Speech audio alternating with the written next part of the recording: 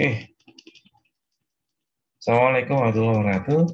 Kali ini kita akan bertemu dengan pembahasan adalah analog to digital conversion sebagai eh, terusan mata kuliah kita kemarin di aplikasi teknologi cerdas. Nah, di sini nanti kita akan sedikit membahas bagaimana sih sebenarnya konsep dari sinyal analog menjadi satu sinyal digital. Nah, sebelum pembahasan di bagian tersebut, ada tiga hal yang ingin saya tambahkan. Yang pertama adalah konsep seri paralel. Jadi satu rangkaian dikatakan sebagai seri. Kalau kita lihat dari satu komponen, maka dia mempunyai dua kaki. Misalnya kita simboliskan sebagai A dan B. Kemudian komponen berikutnya, saya buat resistor yang satunya adalah dalam bentuk kotak. Ini adalah C dan D. Jadi masing-masing komponen mempunyai dua kaki.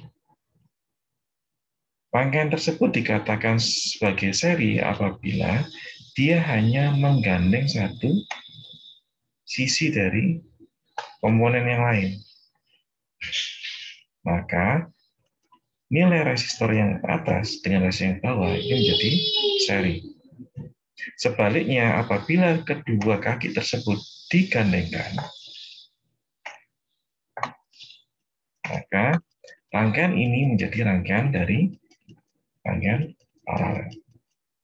Oke, itu adalah untuk konsep sederhana dari seri dan paralel. Kemudian yang kedua adalah konsep dari op-amp atau operational amplifier.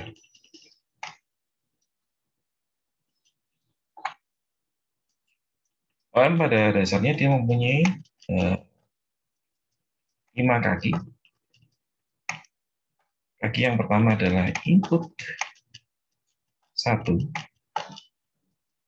Yang kedua adalah input 2. Yang ketiga adalah output.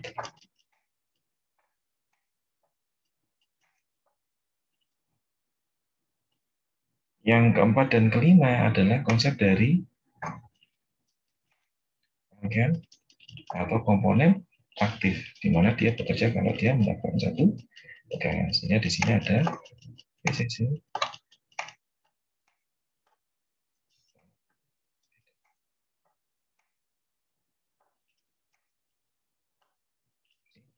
Secara umum mempunyai 5 kaki.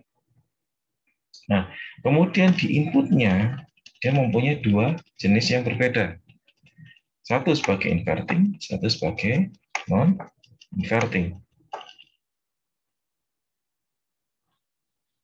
Nah, untuk di op-amp ini, dia mempunyai 3 aturan yang kita pegang. Yang pertama adalah nilai arus yang masuk pada kedua kaki sama dengan 0. I1 sama dengan 0. Arus yang masuk pada kedua kaki sama dengan 0. I2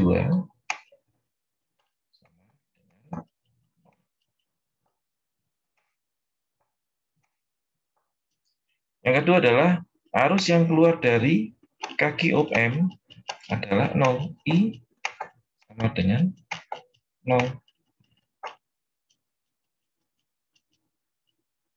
Sehingga di op-amp sendiri arus yang masuk 0, yang keluar juga 0. Aturan yang ketiga adalah beda potensial antara kedua kaki. V in 1, V in 2, delta V in sama dengan 0.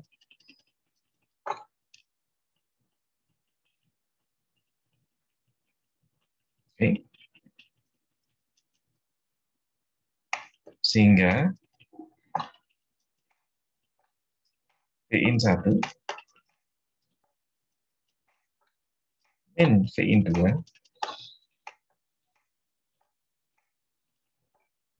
sama dengan 0.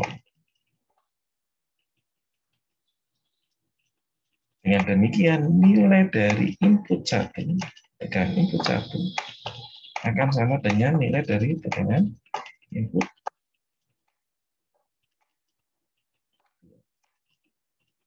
Vin sama dengan Vin, delta V sama dengan 0. Ini 3 aturan yang harus dipegang pada waktu itu kita melakukan analisa terhadap op-amp. Oke. Yang ketiga adalah flip-flop. Flip-flop yang paling dasar adalah flip-flop RS. Flip, set, dan set.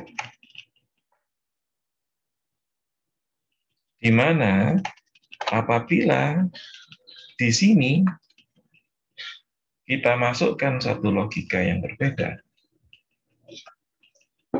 set dan reset, apabila reset mendapatkan logika 1, maka nilai keluaran atau key-nya adalah 0.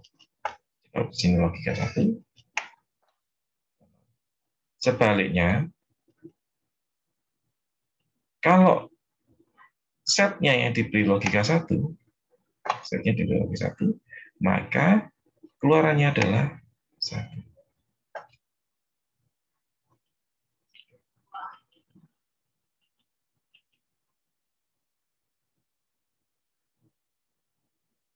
Nah, flip-flop yang kedua adalah apabila kita menyatukan set dan reset. Misalnya kita memberikan logika not adalah kondisi not, kita sambungkan antara kedua.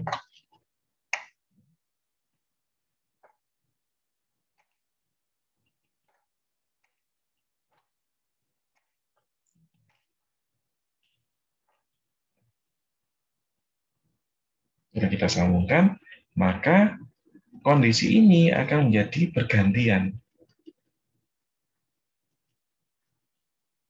Kalau dikasih logika 0, maka keluarannya juga 0. Kalau dikasih logika 1, keluarannya adalah 1.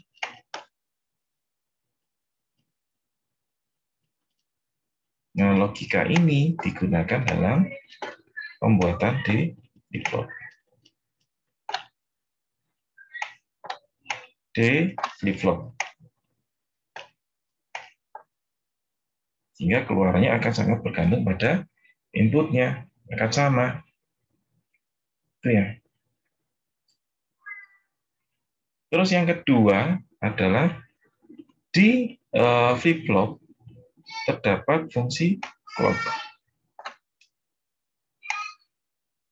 Ada jalur untuk clock-nya.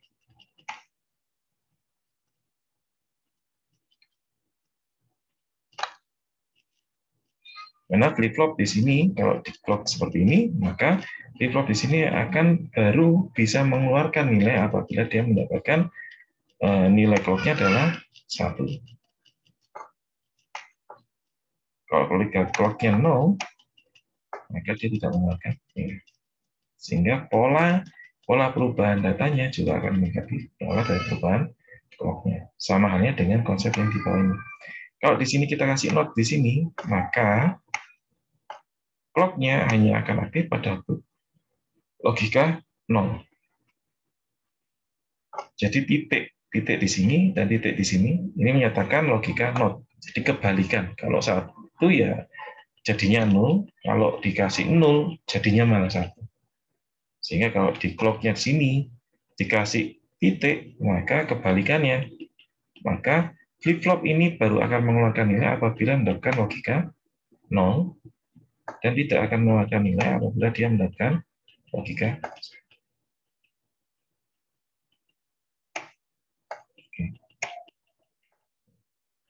Jadi ada kaki pemicu yaitu logika clock-nya. Atau menyatakan bahwa kapan dia mengeluarkan nilai, kapan dia tidak mengeluarkan nilai. Sehingga clock akan sangat berperan penting pada waktu kita bermain di flip-flop. Oke. Baik, itu pengantar pertama. Sekarang kita kembali ke topik, yaitu mengenai analog to digital conversion. Bagaimana kita merubah dari satu sinyal analog menjadi satu sinyal digital. Oke. Seperti yang kita ketahui, ada satu perantara ya. Jadi kita melihat satu sinyal seperti yang di sebelah kanan saya ini. Gambar yang kanan atas. Kita lihat di sini. Ini adalah nilai dari sinyal analog.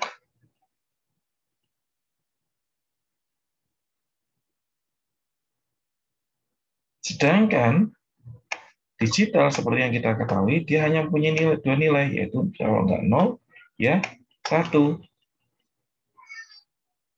Sehingga ada perantara antara analog dan digital.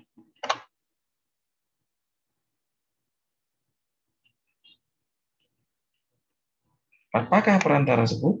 Perantara tersebut dikatakan sebagai satu sinyal diskrit.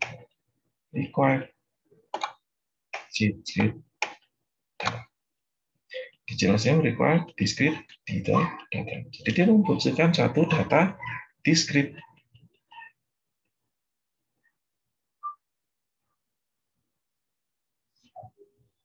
Oke. Jadi ada tiga mode yang di sini adalah analog, diskrit, dan digital.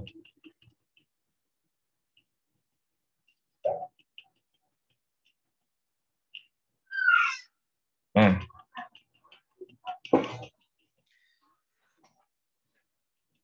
oke. Di sini dari tiga sinyal tadi, maka kita mendapatkan tiga bentuk sinyal ya. Analog, diskrit, dan digital. Baik. Untuk kita melakukan perubahan data, maka kita membutuhkan satu titik referensi. Ada satu referensi input. Sama halnya misalnya kita menyatakan bahwa satu gedung tersebut memiliki lantai 1 atau lantai 2 karena referensi kita terhadap tanah. Jadi yang di bawah ini adalah lantai 0, lantai 1, dan lantai 2. Saya mengatakan bahwa mana yang lantai 1, mana lantai 2. Atau kita menyatakan, oh ketinggiannya misalnya adalah sampai 10 meter. Maka kita memiliki referensi terhadap nilai 10 meter tersebut. Kalau gedung tersebut dikatakan tingginya 10 meter, maka titik referensi kita terhadap tanah yang kita nilai. Atau nolnya adalah di tanah. Sama halnya pada waktu kita mau membagi nilai analog tadi. Dia sudah masuk logika 1 atau dia masih logika 0. Maka dia harus mempunyai satu referensi.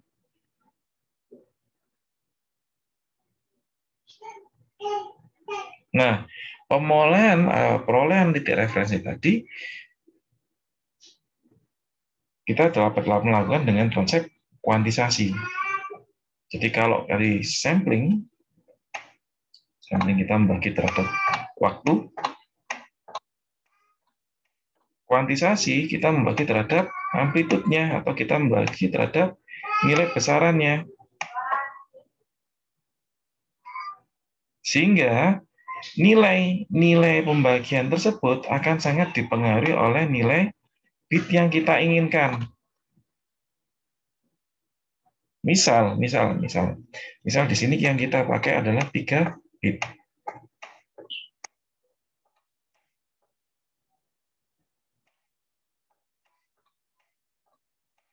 Nah, seperti yang kita ketahui bahwa di digital dia hanya mempunyai 2 nilai saja, kalau nggak 0 dan 1, maka kemungkinannya hanya ada 2. Kalau nggak bernilai 0, ya dia bernilai 1. Sehingga kalau kita menginginkan 3 bit perubahan, maka ada berapa kemungkinan, yaitu 2 pangkat 3. 2 dari mana? Karena kemungkinannya hanya 2. Kalau nggak 0 ya 1. Jadi hanya ada 2 kemungkinan. Karena menginginkan ada 3 bit, maka 2 pangkat 3 atau 8 kemungkinan. Nah, sekarang kita jabarkan. Misalnya, kemungkinan yang pertama adalah 0, 0, 0. Kemungkinan yang kedua, 0, 0, 1. Kemungkinan ketiga, 0, 1, 0. Kemungkinan yang keempat, 0, 1, 1. Kemungkinan yang kelima, 0, 1, yaitu 1, 0, 0. Kemudian kemungkinan yang 6, 0, 1, 0, 1. Kemungkinan ke-7, 1, 1, 0. Kemungkinan ke-8 adalah 1, 1, 1. Ada 8 kemungkinan.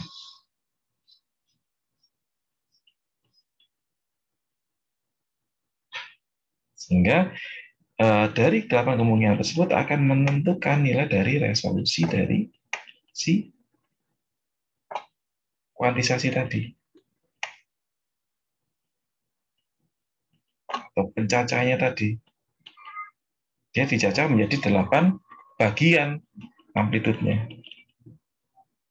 1, 2, 3, 4, 5, 6, 7.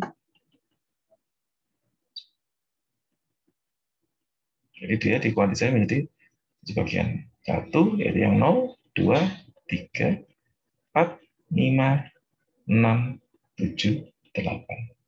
Jadi ada 8 kuantisasi. Untuk melogikakan atau memberikan atau mengkodekan tadi. Sehingga perumusannya dapat kita lihat yang di sebelah kanan. Yaitu digital output code atau digital output ini. Itu adalah sama dengan analog input yang tadi dibagi dengan referensi input, itu referensinya,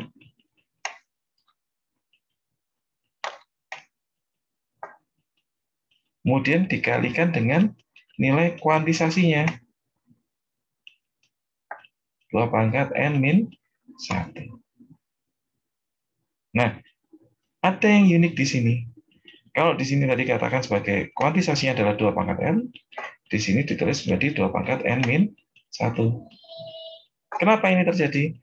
Karena kalau kita lihat tadi polanya 0, 0, 0, 0, 0, 1, 0, 1, 0, 0, 1, 1, 1, 0, 0, 1, 0, 1, 1, 1, 0, 1, 1, 1. Nah, kalau ini adalah biner, adalah kode dari biner, maka setara desimalnya, desimal,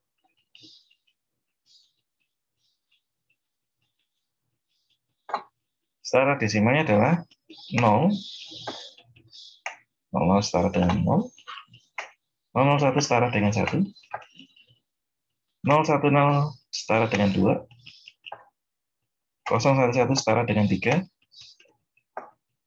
100 setara dengan 4, 101 setara dengan 5, 110 setara dengan 6, 111 setara dengan 7. Nah, di sini dapat kita lihat bahwa ada pengurangan nilai yang tadi ada 8 kemungkinan dengan maksimal menjadi 7. Inilah kenapa 2N menjadi ini min 1. Karena angka nolnya juga ikut dihitung. Karena angka 0 juga ikut dihitung, maka nilai kemungkinannya dikurangi terhadap 1. Sehingga ada 7 kemungkinan.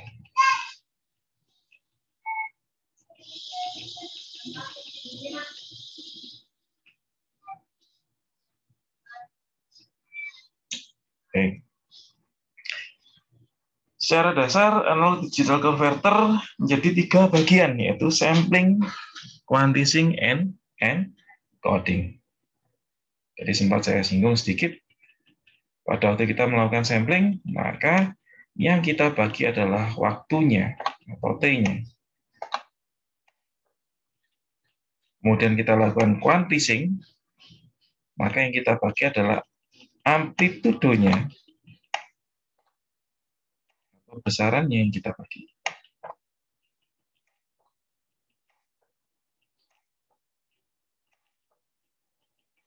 Kemudian yang terakhir adalah encoding, yaitu kita mengkodekan dari pembagiannya tadi.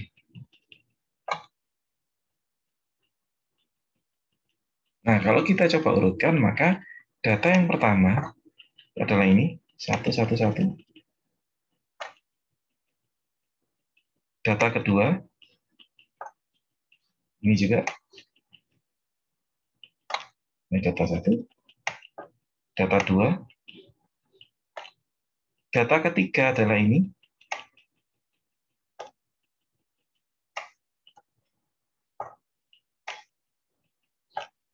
Data keempat.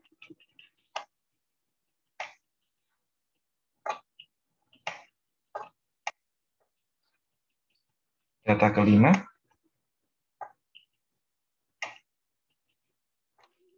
Data kelima kalau kita tarik dari ke sana adalah 0, 1, 1.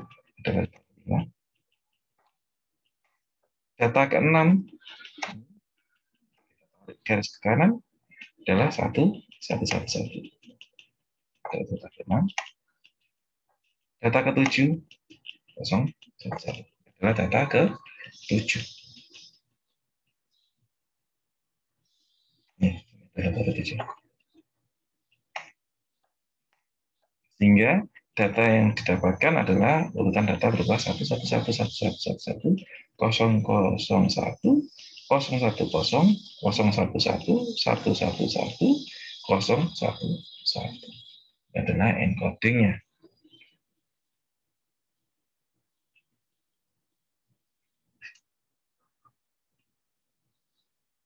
Sampling. Nah, sampling secara umum, secara logika itu seperti seolah-olah kita menekan satu tombol dalam waktu yang atau dalam periode yang tetap. Misalnya kita menekan tombol dengan periode yang tetapnya adalah per 1 second, maka dia menjadi 1 lipatan nilai. 1 second, 2 second, 3 second, 4 second, 5 second, 6 second, 7 second, 8 second, 9 second, 10 second, 11 second, 12 second, 13 second, 14 second. Ya. Jadi seperti kita menekan satu tombol dengan intensitas yang sama. Oke. Jadi yang ditunjukkan dalam gambar yang samping. Kita menekan satu tombol dengan intensitas yang sama.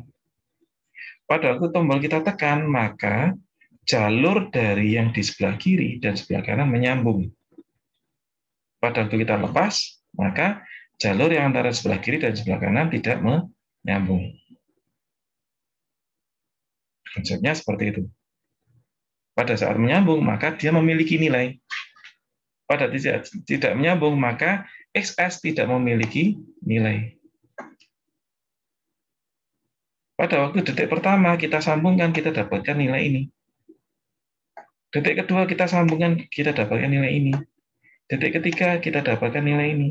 Detik yang keempat ini 5 ini, 6 ini, 7 ini, 8 ini, 9 ini, 10 ini, 11 ini, 12 ini, 13 ini, 14 ini. Jadi kita melakukan sampling dalam waktu yang tetap, atau periode yang tetap. Ini sampling.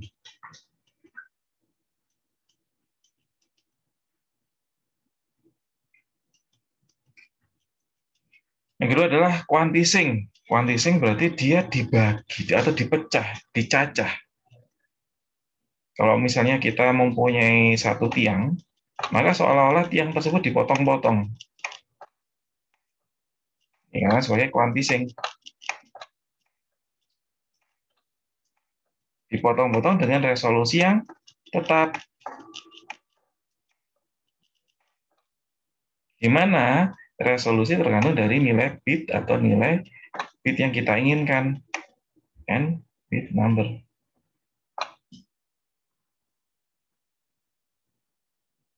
Sehingga kalau kita lihat di sini, maka nilai resolusi adalah nilai skala ukur maksimal, nilai skala ukur maksimal dibagi dengan nilai cacahannya. Ini dikatakan sebagai resolusi. Misalnya nilai maksimumnya adalah 12.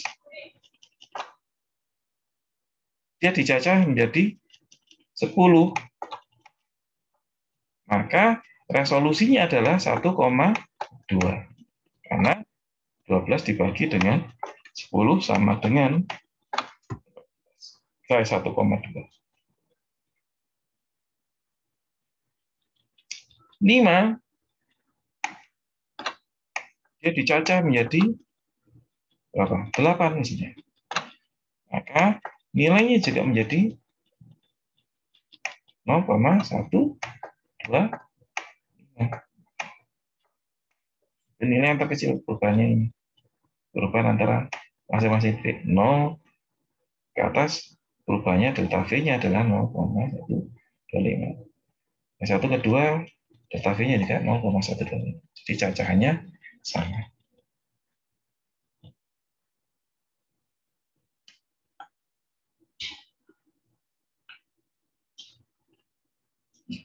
Nah, kemudian yang kedua adalah encoding.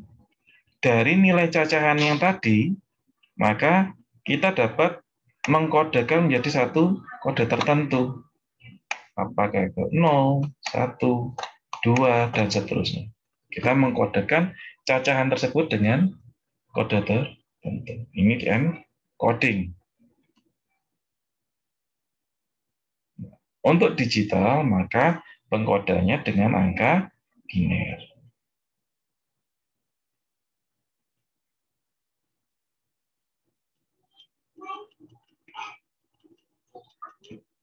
Nah, ada aturan yang perlu kita pegang pada waktu kita melakukan sampling. Jadi sampling tadi kita bagi berdasarkan waktunya. Nah, kalau kita lihat sinyal aslinya, maka sinyal aslinya yang berwarna merah ini. Ini sinyal aslinya.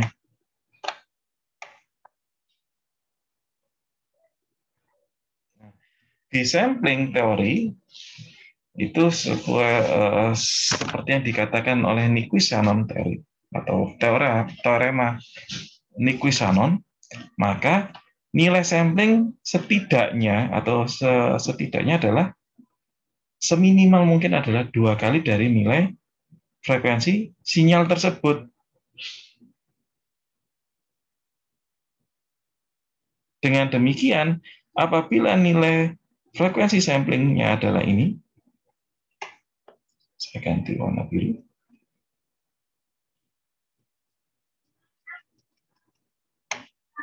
Sampelnya ini adalah Fs.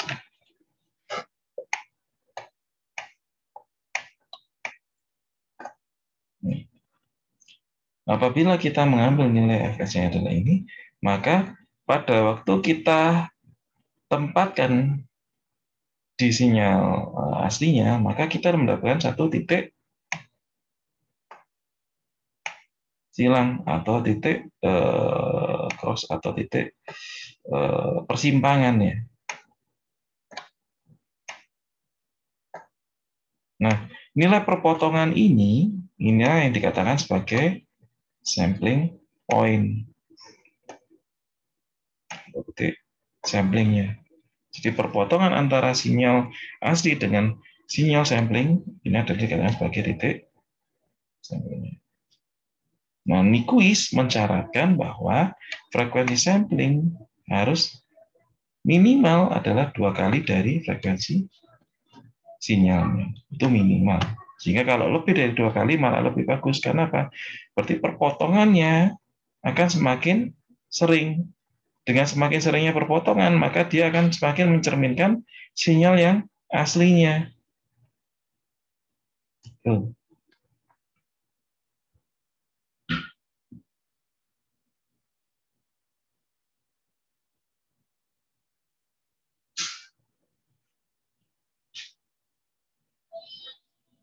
Nah, sekarang kita menginjak ke metode ADC. Jadi, metode ADC ini ada empat model. Yang pertama adalah flash ADC, yang kedua adalah sigma delta ADC, yang ketiga ada dual slope converter, yang keempat adalah successive approximation converter. Apa ini? Nah, nanti yang akan kita jelaskan ke depan. Nah, bentuk yang paling simpel dari ADC adalah flash ADC. Ini bentuk yang paling simpel. Jadi tadi ada titik referensinya, maka di sini ada VREF-nya.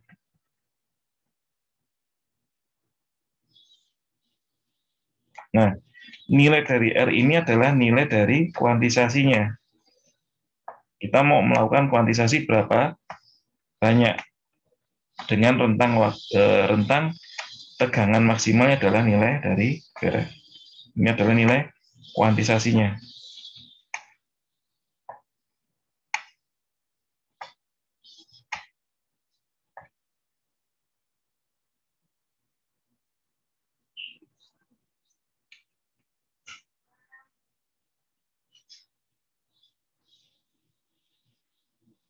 Nah, setelah kita dapatkan nilai pembandingnya, maka nilai input tersebut dilakukan komparasinya. Makanya dimasukkan dalam rangkaian komparator. Dia dibandingkan. Kalau di sini inputnya masuk ke dalam kaki non-inverting,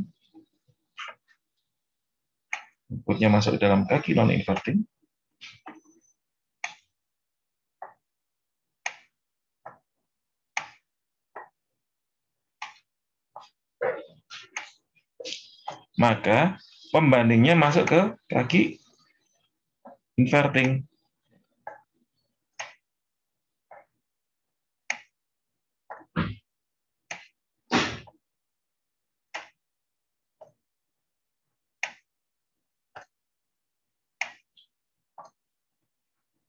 Ya. Menjadi kaki kaki inverting.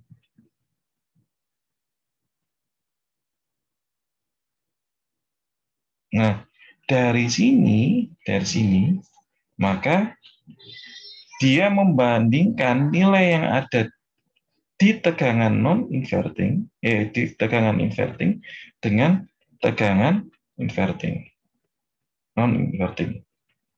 Ya. Jadi membandingkan antara tegangan inverting dengan tegangan non-inverting.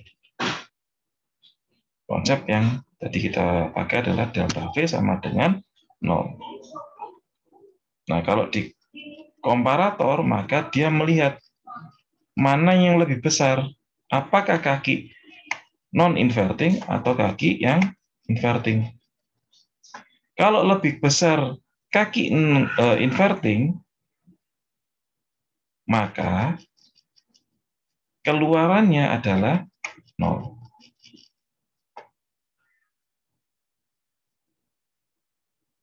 Kalau yang lebih besar adalah kaki non-inverting atau yang positif, maka keluarannya adalah 1. Jadi kalau kita pakai komparator, maka dia melihat mana yang lebih besar, apakah minusnya atau positifnya. Kalau yang besar positifnya, maka keluarannya 1. Kalau lebih besar negatifnya, maka keluarnya adalah 0. Nah, kemudian setelah kita dapatkan nilainya tadi, nilai dari masing-masing titik referensi yang berbeda tadi, maka langkah selanjutnya adalah kita pakai encoder untuk merubah derajat nilai tadi menjadi satu bentuk nilai biner.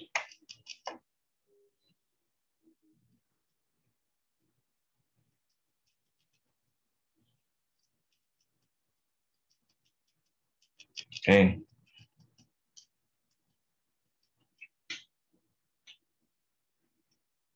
Contoh yang di sini yang digunakan, dia menginginkan adalah 3 bit.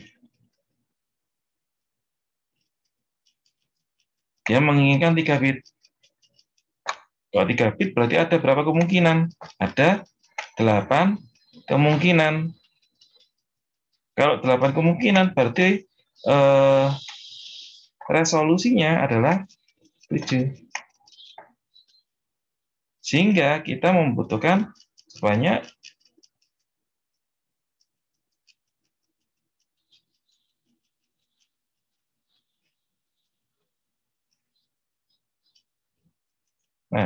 sehingga kita membutuhkan sebanyak 7 kuantisasi.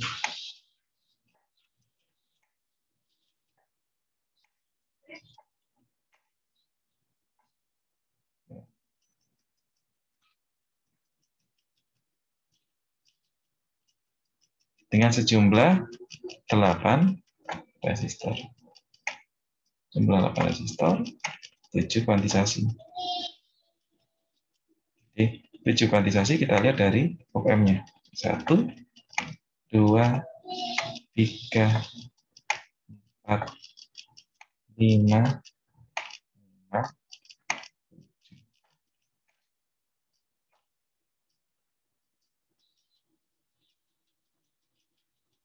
Nah, resistor yang dihubungkan secara seri ini, resistor 1, resistor 2, dan seterusnya, ini maka dia menjadi konsep bagi tegangan atau tegangan yang terbagi. Sedangkan simbolis seperti ini, maka menyatakan bahwa titik A atau jalur A dengan jalur B tidak menyambung. Tapi kalau simbolnya seperti ini, maka titik A, jalur A dan jalur B menyambung. Jadi kalau ada gambar melompat seperti ini, maka antara jalur A dan jalur B tidak menyambung.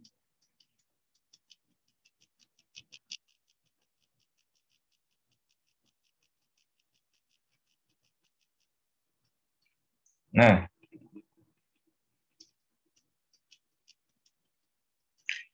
kalau di sini yang dilihat adalah maksimum perubahannya 0 sampai 8 volt.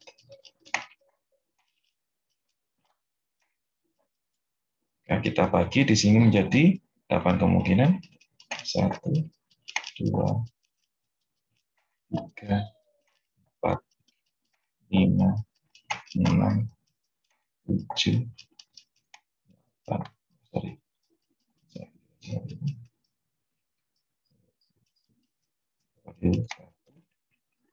2, 3, 4, 5, 6, 7, 8.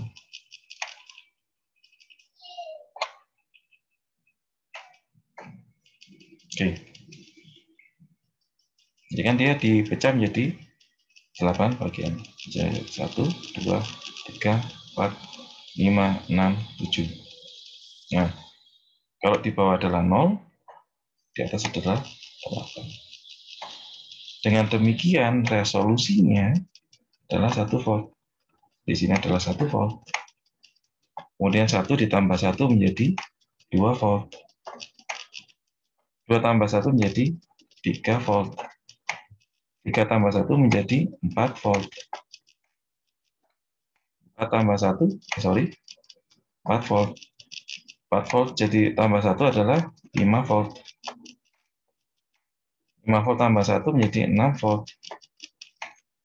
6 volt tambah 1 menjadi 7 volt. Dan seterusnya.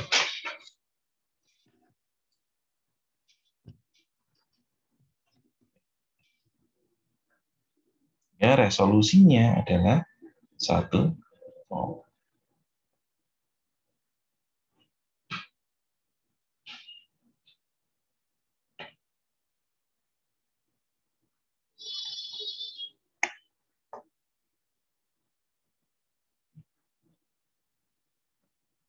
Nah, kalau tadi sudah diketahui seperti itu, sekarang bagaimana apabila nilai inputnya adalah 5,5?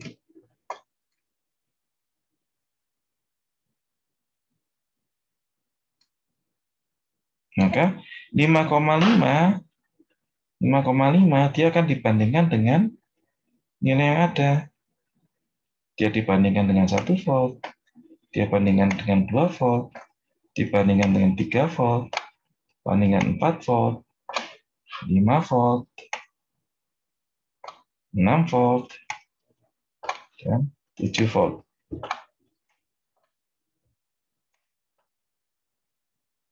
Nah, sekarang kita lihat di sini.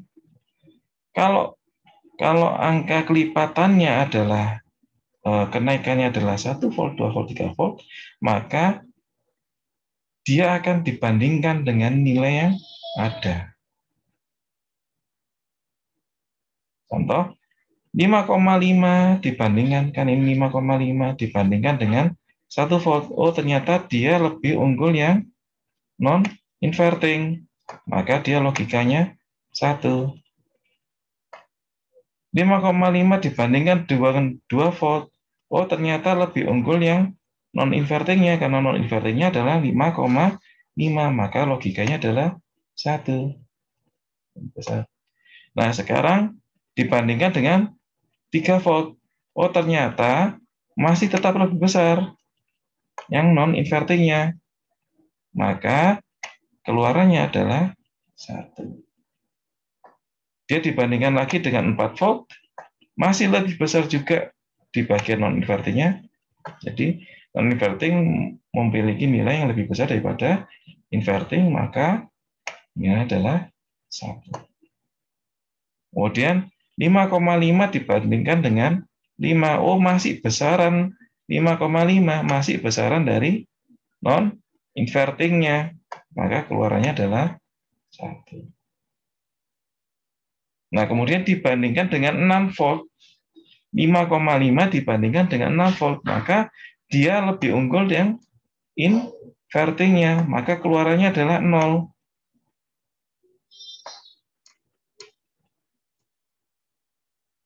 Ya.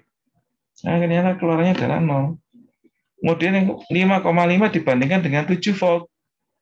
Maka lebih besar terhadap nilai invertingnya. Maka keluarannya adalah 0. Ya, kita dapatkan 0, 0, 1, 1, 1, 1, 1. Nah, kemudian kita counting. Berapa nilai angka? 1 yang muncul. Oh, nyata ada 5. Nah, dengan encoder yang ada, maka 5 tersebut diencoderkan menjadi nilai binarnya, yaitu 1, 0, 1.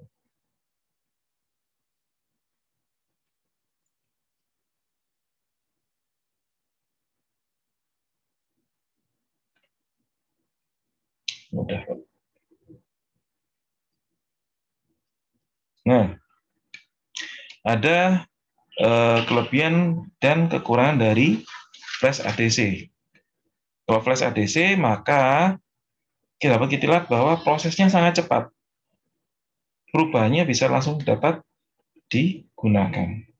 Tapi kelemahannya adalah kalau misalnya kita menginginkan nilai bitnya tinggi, maka komparatornya juga semakin banyak.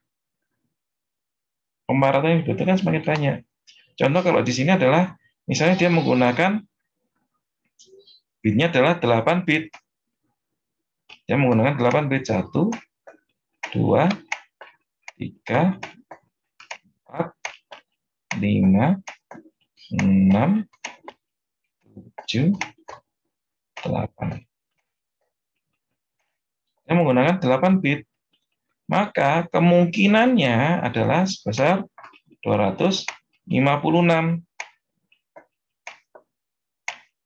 Dari mana? Dari 2 pangkat 8. Nah, karena angka nolnya juga dihitung, maka dia dikurangi dengan 1. Dikurangi dengan 1. Karena angka nolnya juga ikut dihitung. Supaya nggak ikut dihitung, maka dia dikurangi 1. Maka tinggal jadi 255.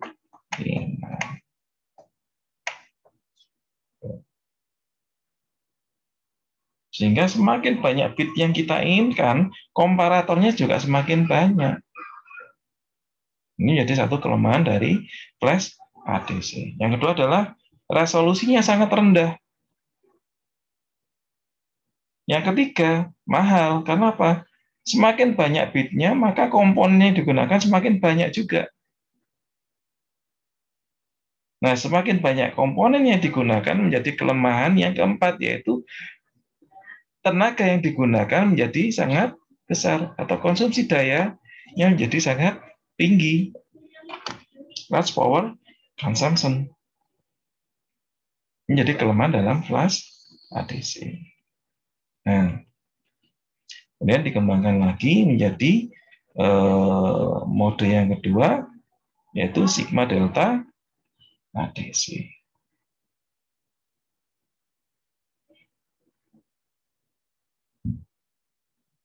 Oke, kalau di matematika, sigma berarti menyatakan satu penjumlahan. Delta berarti kita menyatakan satu pengurangan. Nah, sigma dan delta ini berada dalam area diskrit.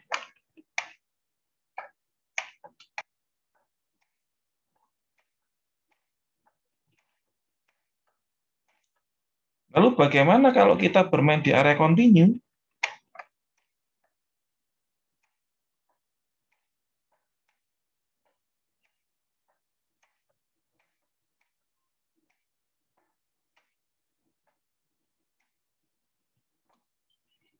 Maka sigma akan setara dengan bentuk integral. Karena integral pada dasarnya dia menjumlahkan dari ujung titik ke ujung titik yang lainnya. Titik berikutnya adalah integral dalam bentuk kontinu. Sedangkan delta menjadi diferensial, atau kalau kita gunakan di sini adalah dia menggunakan sebagai konsep komparatornya. Komparator.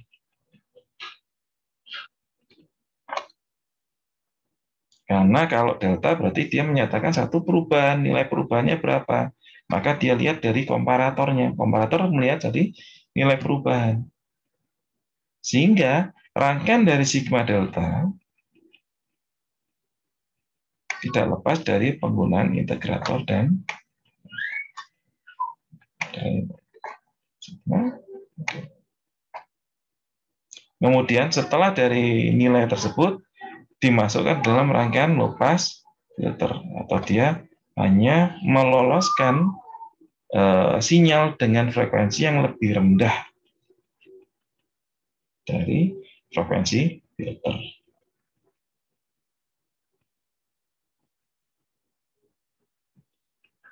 Kemudian masuk ke dalam sampel desimator untuk merubah atau mengkodekan dari nilai pencacahan yang ada menjadi satu bentuk nilai digital.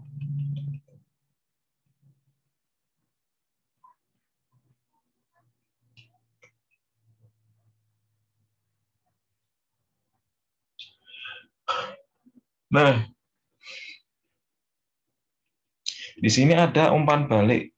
Umpan baliknya untuk melakukan pengecekan. Jadi nilainya karena di sini kita bermain dengan integrator, maka dia melihat secara keseluruhan nilai dalam satu keseluruhan rentang nilai. Maka setelah dia dibandingkan, maka dia tetap diambil lagi, kemudian dirubah menjadi analog untuk dimasukkan dalam rangkaian integrator. Oversampled input signal goes in integrator. Kemudian output dari integrator dikomparasikan atau dibandingkan terhadap ground. Output of integration is compared to ground. Yang kemudian dia akan membagikan satu bit string serial. Karena outputnya akan proporsional terhadap nilai dari inputnya. Itu yang digunakan dalam sigma delta.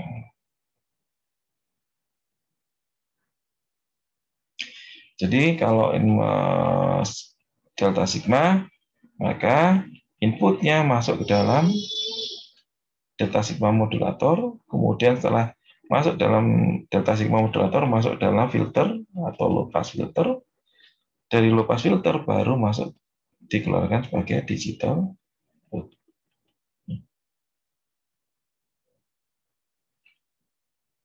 Nah, di sini ada dua rangkaian. Pada waktu kita bermain di sini, maka pada waktu kita bermain di sini, maka yang rangkaiannya adalah menjadi rangkaian integrator. Kemudian masuk ke dalam rangkaian komparator, masuk ke flip-flop D, yang dimana tadi key-nya akan sama dengan dari nilai deltanya. Karena di sini tidak ada not, maka dia aktif dalam posisi angka satunya. Nah, kemudian tadi ada pengembalian atau ADC yang dikembalikan, maka nilai dari output ini masuk dalam komparator lagi untuk dikembalikan dalam bentuk nilai analog. Nah, disinilah rangkaian sigma terjadi. Sigmanya gimana? Arus yang masuk, arus yang keluar dari sampling dari keluaran tadi yang kita komparasi itu dikembalikan lagi, kemudian arusnya bergabung dengan arus dari tegangan input. Maka dikatakan rangkaian ini menjadi rangkaian sigma.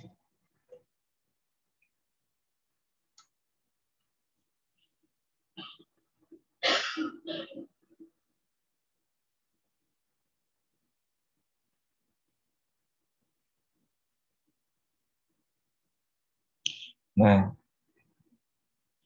bagaimana cara mainnya? Input masuk ke dalam integrator, kemudian dari integrator jadi input masuk dalam integrator. Kenapa dikatakan oversample? Karena ada input lagi dari keluaran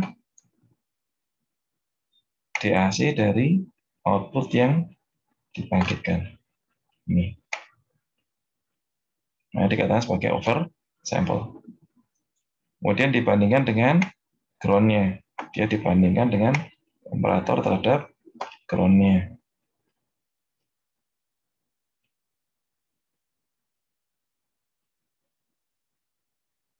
Iteration drive integration of error to zero. Nah, ini akan terus berlangsung sampai nilai dari base-nya sampai jadi 0. Jadi nilai errornya sampai dari 0. Jadi perulangannya ini proses tadi. Jadi perulangan prosesnya tadi mulai dari sini, kemudian dikeluarkan, disampling lagi, dikembalikan, masuk lagi dalam summing, dimasukkan lagi. Ini akan terus berulang sampai nilai dari errornya sama dengan atau mendekati 0.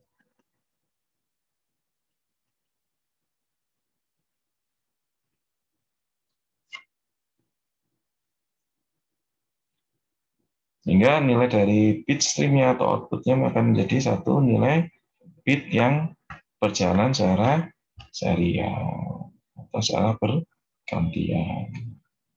Ya, untuk berurutan secara bergantian terhadap waktu.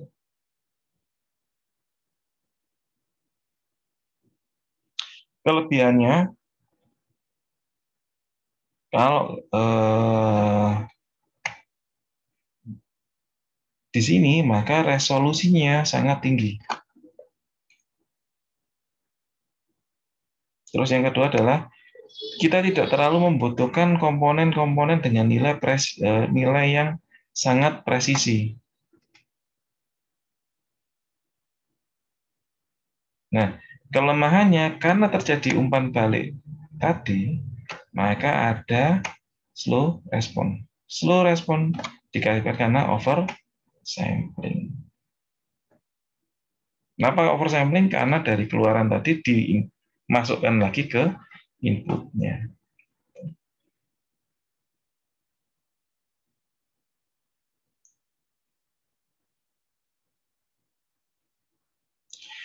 Nah, sekarang yang berikutnya adalah dual slope converter. Jadi pakai dual slope atau integrating converter. Nah, konsep dual slope sebenarnya tadi yang digunakan hampir mirip dengan yang tadi, yang digunakan tetap rangkaian integrator. Namun yang dilakukan di sini adalah dia melihat kapan kapasitor ini melakukan pengisian, kapan kapasitor ini melakukan pembuangan.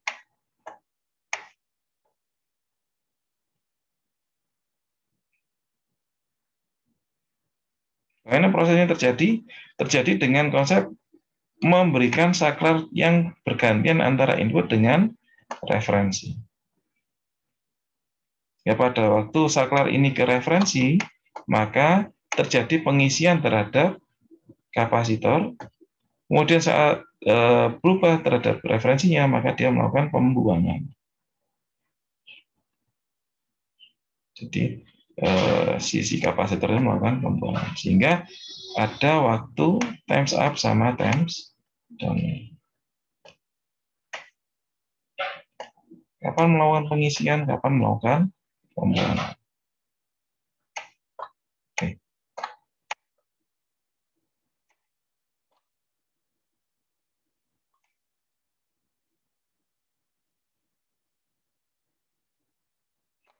Amplitudo.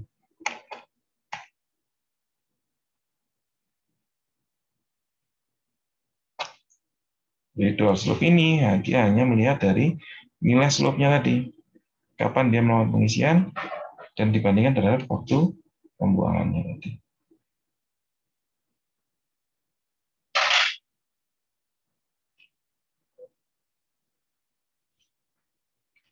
Nah, dari waktu pembuangan dan pengeluaran tadi masuk ke dalam rangkaian komparator. Sekali lagi komparator digunakan untuk niat apakah dia masih logika 0 atau dia sudah bisa berubah menjadi logika 1. Kemudian di sini masuk ke control logic. Dari control logic masuk ke counter. Untuk clock di sini, ini adalah untuk mengaktifkan kapan control logic mengeluarkan nilai dan kapan counter ini mengeluarkan nilai. Ini untuk clock-nya.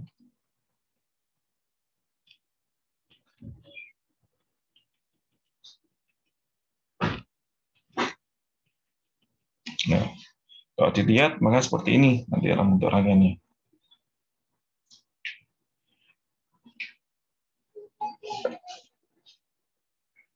Jadi nilai VI-nya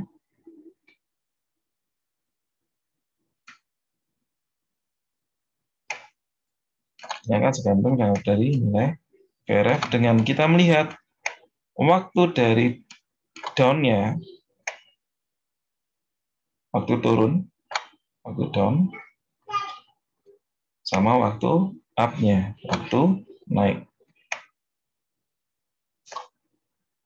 Up rising sama down falling.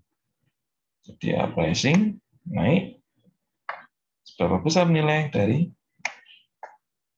waktu yang dibutuhkan untuk dia naik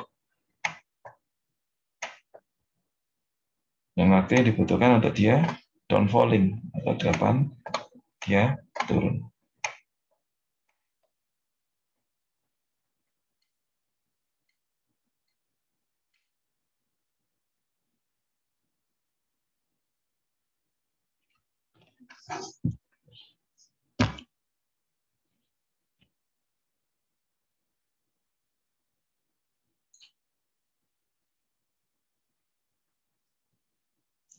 Jadi konsepnya juga sama tadi yang sebenarnya saya jelaskan, bahwa yang dilihatkan adalah bagaimana nilai waktu yang dibutuhkan untuk dia mengisi kapasitor tersebut, mengisi lawan pengisian sampel signal charge dalam kapasitor pada sejumlah waktu, fixed amount of time.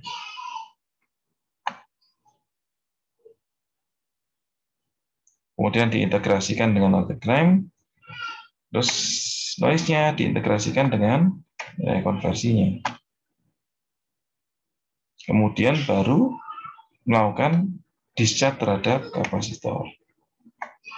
Discharge kapasitor as fixed rate with counter count the ADC output. Jadi dia sambil melakukan counting terhadap nilai penurunnya. Ini adalah konsep dari dual slope.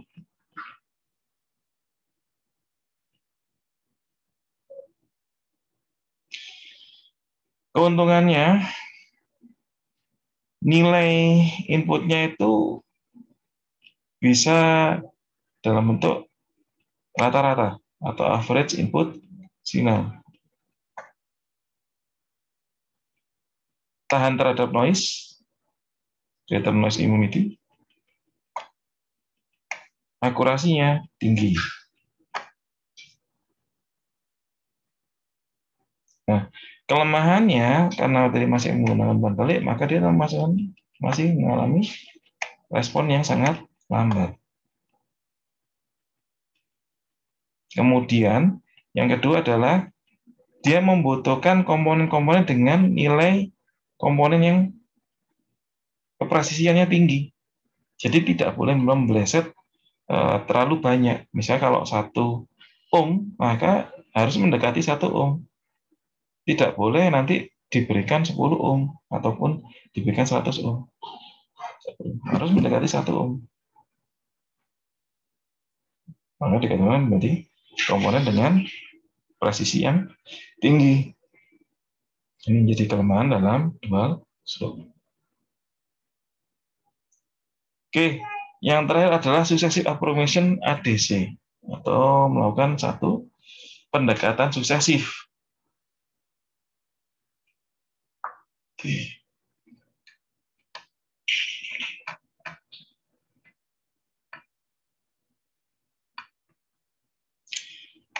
SAR, successive approximation register, karena di sini komponen aktif, maka dia membutuhkan jatuh daya, dan yang kedua adalah untuk SAR sendiri dia membutuhkan clock sebagai waktu kapan dia harus mengeluarkan nilai datanya.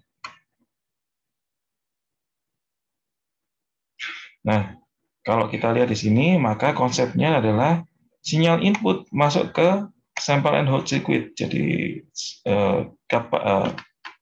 rangkaian yang untuk melakukan sampling, sample and hold circuit. Jadi seperti satu tombol, tapi bukan tombol, jadi dia melakukan sampling, untuk digunakan sampling, kemudian masuk ke dalam komparator untuk melihat apakah dia nilai besarannya adalah 0 atau 1. Kemudian dari sini masuk ke successive register. Successive approximation register. Dari successive register, kemudian dia membangkitkan nilai digitalnya. Setelah dia membangkitkan nilai digital, dia melakukan komparasi, dia merubah nilai digital tersebut menjadi satu sinyal analog untuk dilakukan komparasi, pembanding sebagai titik referensinya.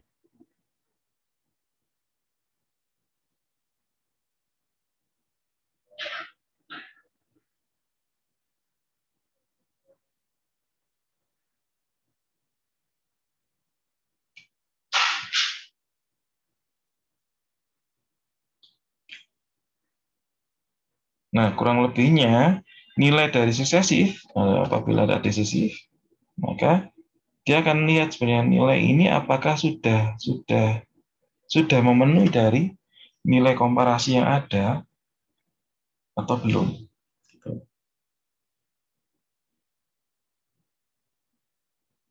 Jadi kalau nilai analog inputnya adalah ini, maka kalau kita ambil dari suksesifnya, maka kalau kita tarik garisnya, maka nilai datanya hampir seperti ini.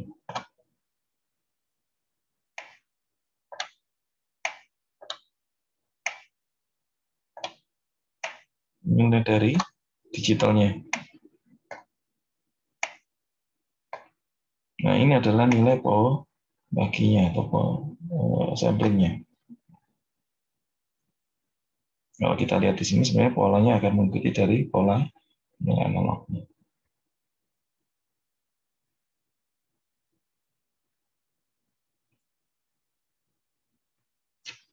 Yang pertama yang digunakan untuk successive approximation adalah algoritma, karena memang di sini kita bermain di konsep programnya.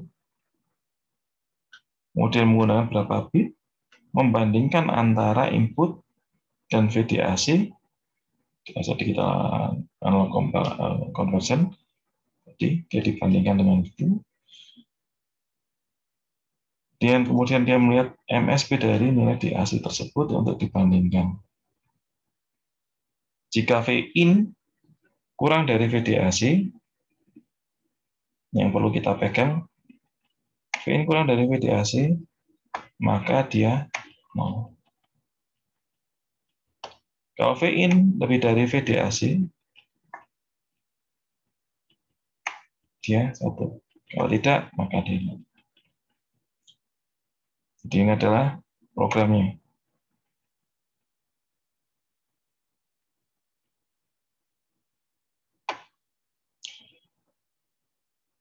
Algoritma terus berulang sampai nanti di LSB. Jadi nanti di DACN ini menjadi ADC. Nah, NP datanya tergantung dari siklusnya. Kapan, berapa banyak dia melakukan komparasi.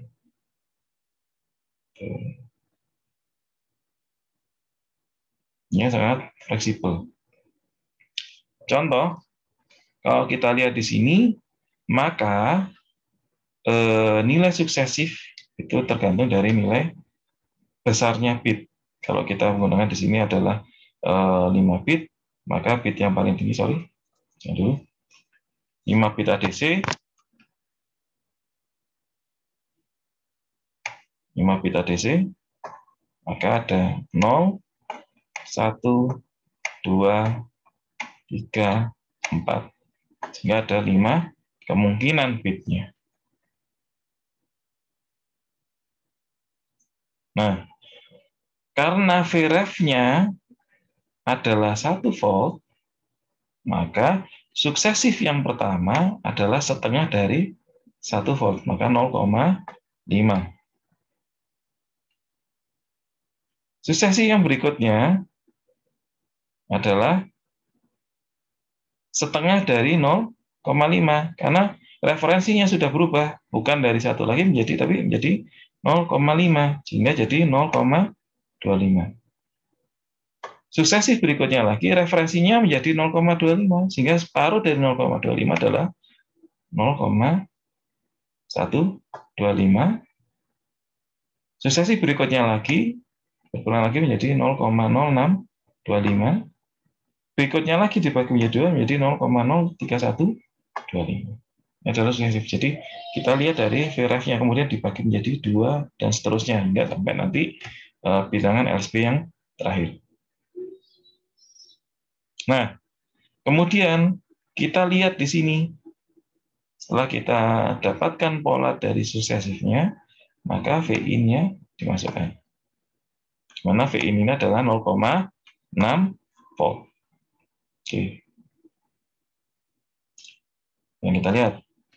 Siklus pertama, yaitu yang dijadikan nilai MSB atau yang nilai yang paling besar.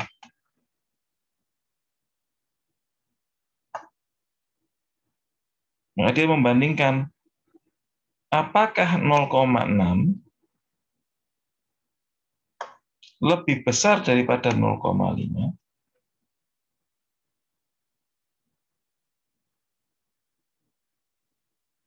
Oke. Input lebih besar daripada VDAC, maka dia tetap logika 1. Dia tetap logika 1.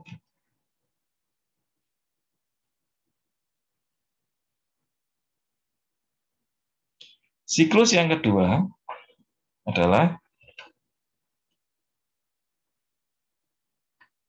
dia melihat, kalau tadi kan sudah 0,5 nih, kemudian dia dibandingkan lagi di bawahnya 0,25, sehingga sekarang posisinya adalah 0,5 ditambah dengan 0,25 karena ditambah dengan suksesif yang di bawahnya, sehingga 0,75. Nah, sekarang kita lihat apakah 0,6 sama 0,75 lebih besar yang mana? Ternyata lebih besar dari VDAC-nya. Karena lebih besar dari VDAC, maka nilai suksesif yang seharusnya 1, dia berubah menjadi 0.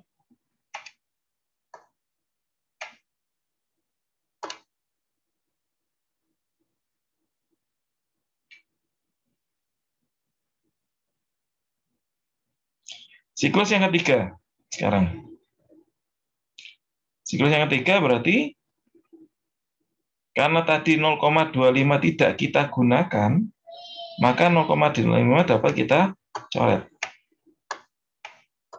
0,25 tidak kita gunakan karena dia 0 kan tadi. Sehingga dia turun ke suksesif yang berikutnya, yaitu 0,125.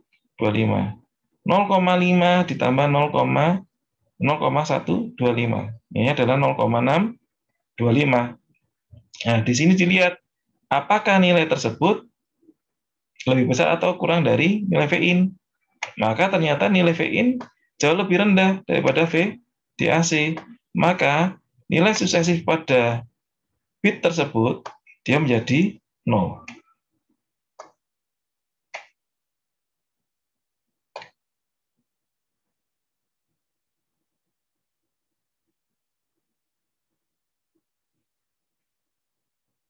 Nah, berikutnya lagi, naik lagi. Tadi 0,25 tidak digunakan, 0,125 tidak digunakan. Maka 0,125 tidak digunakan. Ya. Berikutnya adalah kita melihat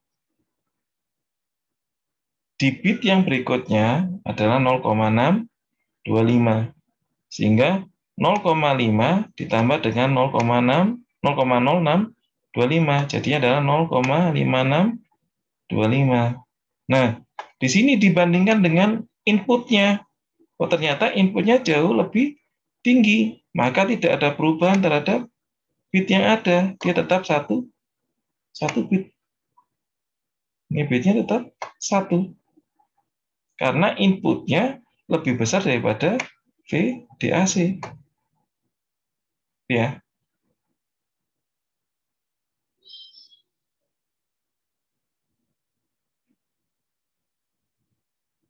Siklus yang kelima, nah, ini yang paling penting. Kalau yang tadi tidak digunakan 0,25, 0,125, maka pada waktu dia bermain di suksesif berikutnya, karena 0,625 ikut, maka 0,625 tetap disertakan. Karena sebelumnya masuk dalam sukesif. Sehingga berikutnya dia ditambahkan dengan 0,03125. Hasilnya adalah 0,59375. Nah, 0,59375 apakah sama dengan sukesifnya? Lebih besar mana? Ternyata masih besar inputnya yang sama dengan 0,6. Dengan demikian, karena lebih besar dengan inputnya, maka sukesif ini dipertahankan. Nah, dengan demikian, biner yang dihasilkan adalah 10011. Ini dengan successive approximation.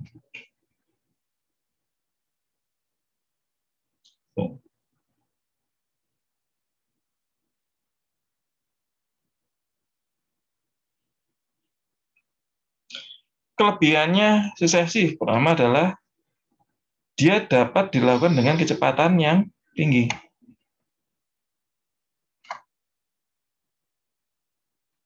Akurasinya menengah dibandingkan dengan yang lain. Nah, kalau kita lihat dari perbandingan antara ongkos komponen yang digunakan dan kecepatan, kurang lebih setimbang.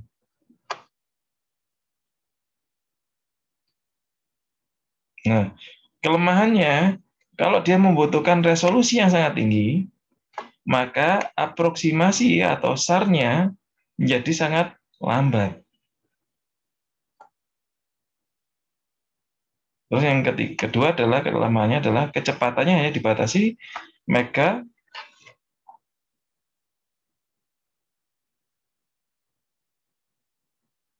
successive per second. MS/PS.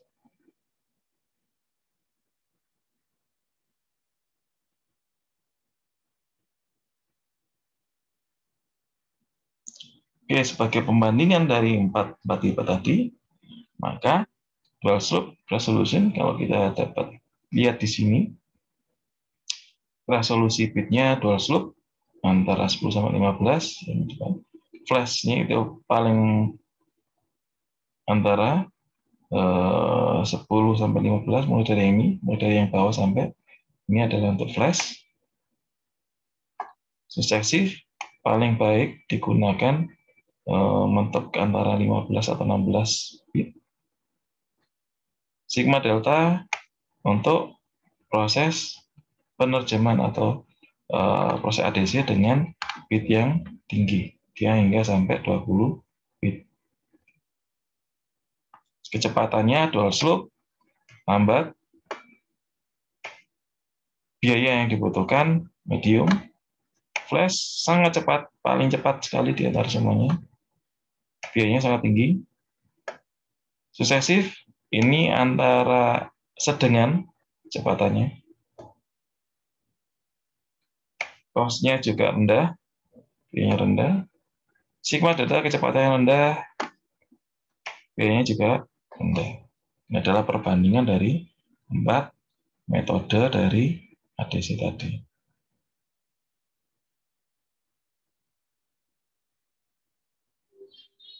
Oke, sampai demikian. Semoga ilmunya bermanfaat. Akhirul kalam. Wassalamualaikum warahmatullahi wabarakatuh.